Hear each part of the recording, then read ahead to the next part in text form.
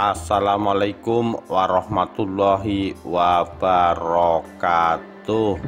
Rahayu Rahayu Sagung dumadi akibat kemarahan Sultan Agung kepada Kompeni.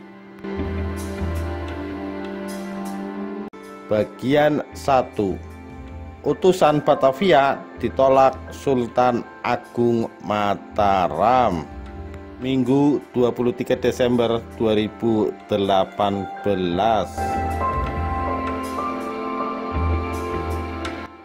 Puncak kekuasaan Mataram Islam ada di masa pemerintahan Sultan Agung Hanyakrokusuma 1613 sampai 1645.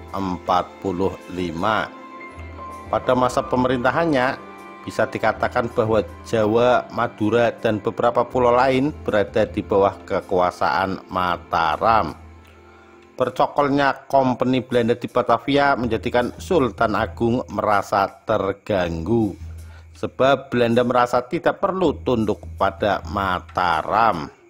Sementara Banten yang berada di belakang Batavia merasa aman dan tidak perlu terburu-buru tunduk pada Mataram. Jika Mataram hendak menundukkan Banten, Mataram harus melewati Batavia yang berada di tangan Belanda. Itu sama artinya dengan Mataram harus menundukkan Batavia terlebih dahulu. Sebab pada intinya Belanda tidak mau tunduk pada Mataram. Belanda merasa bahwa Batavia adalah bagian dari Belanda yang berada di luar tanah Nederland. Sikap tegas atau keras dari Sultan Agung kepada Belanda ditunjukkan dengan berbagai sikap. Beberapa sikap tegasnya misalnya dimanifestasikan dengan penyerbuan ke Batavia sebanyak 2 kali, yakni pada tahun 1628 dan tahun 1629. Penyerbuan atas Batavia ini dinamakan Ekspedisi Kaladuta I dan Kaladuta II. Namun sebelum hal itu dilaksanakan, Sultan Agung sesungguhnya telah menunjukkan sikap-sikap keras. Sikap yang sama juga ditunjukkan oleh Kompeni Belanda sendiri. Bahkan Kompeni juga tidak merasa perlu mengucapkan ucapan selamat kepada Mataram atas keberhasilan penaklukan besarnya atas Surabaya, di mana Surabaya diserang sebanyak 6 kali, yakni tahun 1620, 1621, sampai 1625. Pada rentang tahun itu, Sultan Agung juga menaklukkan Madura pada tahun 1624, Sukadana atau Kalimantan 1622. Tensi ketegangan hubungan antara Mataram dan Batavia setidaknya kelihatan meninggi pada tahun 1625. Pada tahun 1625 ini tidak ada perutusan Belanda ke Mataram. Padahal sebelumnya bisa dikatakan Belanda relatif rutin mengirim utusannya ke Mataram sebagai bentuk atau cara menjaga hubungan baik. Tahun 1625 itu Belanda di Batavia sesungguhnya kekurangan persediaan beras. Namun Belanda tetap tidak mengirimkan utusannya ke Mataram, sekalipun Mataram selama ini sebagai penyedia beras bagi mereka. Pada sisi lain, Sultan Agung pada tahun itu melarang keras pengeluaran beras dari Mataram. Pelanggaran terhadap hal ini akan terkena hukuman badan. Pada tahun itu pula Belanda masih merasa belum perlu harus tunduk atau mengemis pada Mataram untuk kebutuhan berasnya. Pada tahun itu ada 2 kapal pesiar Belanda yang melintas di perairan Jepara dikejar dan dirampok. Bulan Agustus 1626, sidang Dewan Belanda memutuskan untuk sekali lagi mengirimkan pesan kepada Mataram melalui utusan khusus.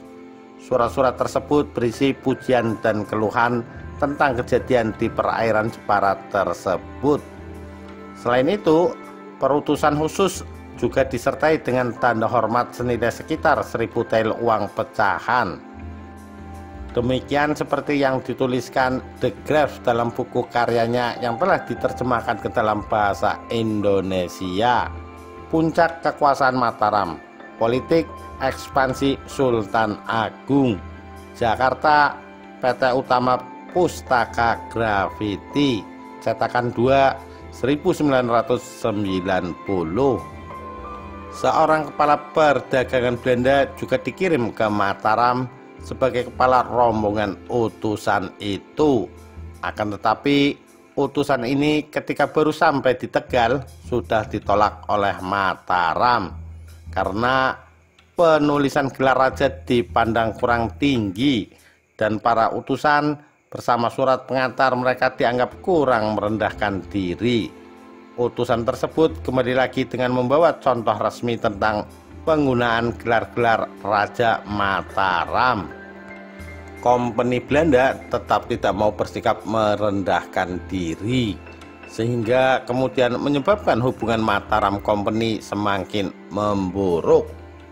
Tahun 1627, perhatian Mataram tersedot oleh peperangan dalam negerinya sendiri akibat perlawanan Pati di bawah Adipati Pragola. Tahun ini bagi Belanda cukup menguntungkan karena Belanda atau company tidak perlu terlalu memikirkan Mataram yang sibuk dengan perangnya sendiri.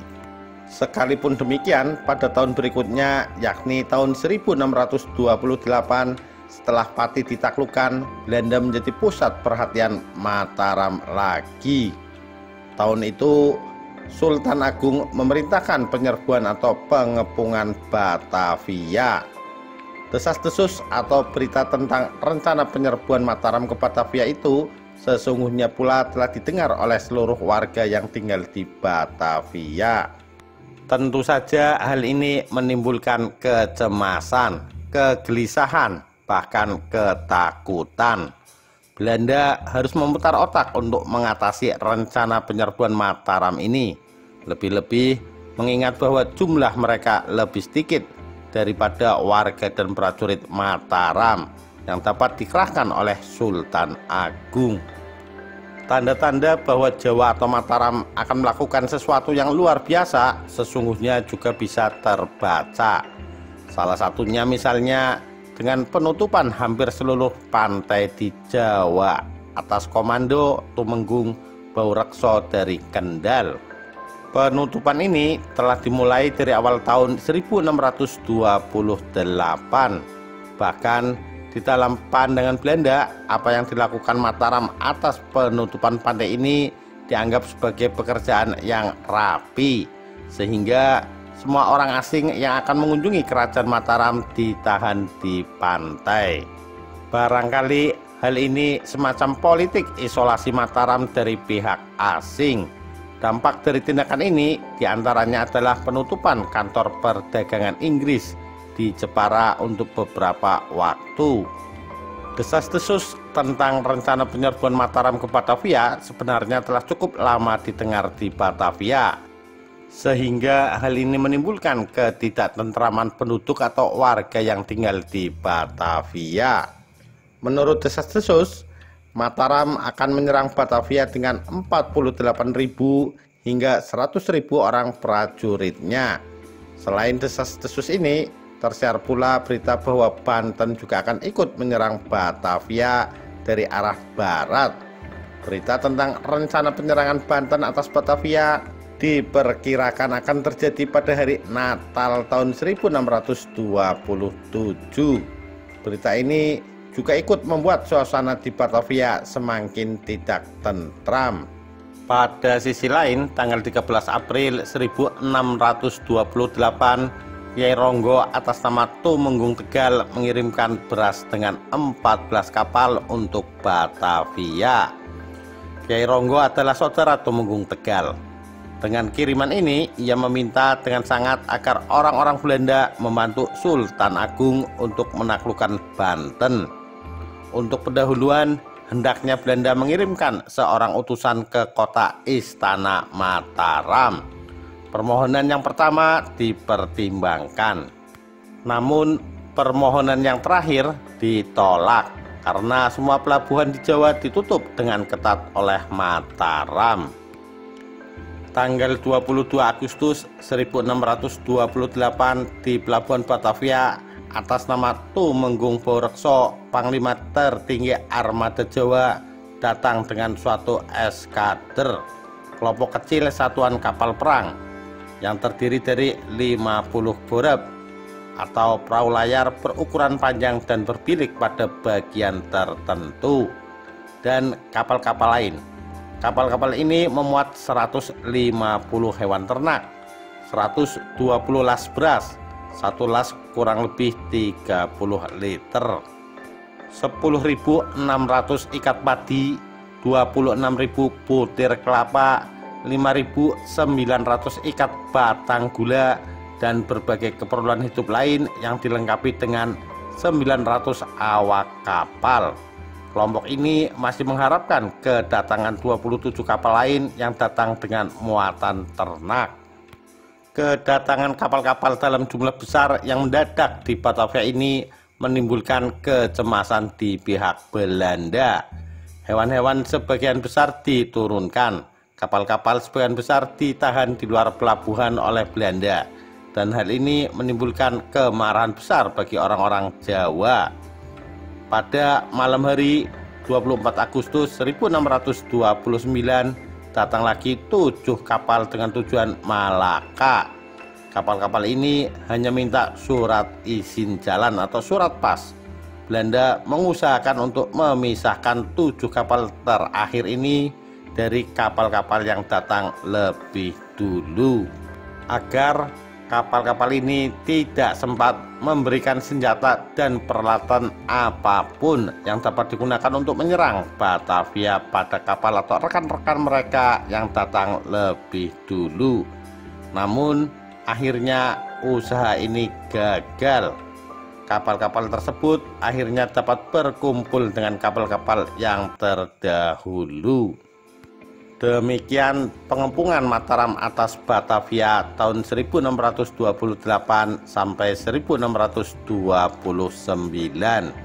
bagian 1. Kita nantikan bagian selanjutnya. Sekian, terima kasih. Wassalamualaikum warahmatullahi wabarakatuh.